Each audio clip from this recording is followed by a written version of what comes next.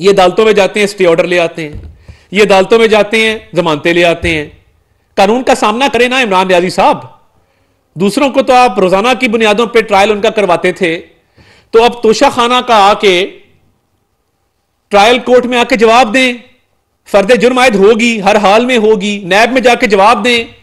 Farah Gogi public office holder नहीं है, उसके पास कोई सरकारी ओहदा नहीं है, उससे पूछगछ नहीं हो सकती।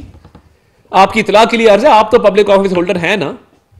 आपकी निकाह की तस्वीर में वो गवाह के तौर पे खड़ी हैं, आपके घर में 24 घंटे की उनको रसाई हासिल थी।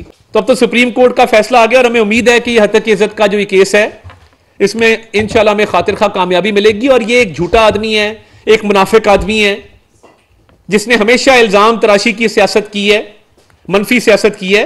ये इस तरह नहीं है कि आप रोएं भी और जेल भी भरें, आप मिन्नत भी करें, जेल भी भरें, जमानत भी लें, जेल भी भरें, तरले भी करें, जेल भी भरें। और कोई नामी ग्रामी लीडर जेल जाने को तैयार नहीं है, वरना डेरा गाजी खान और मियां वाली की जेलें इंतजार कर रही हैं। अमला तैयार खड़ा है, सेल साफ करा दिए गए हैं।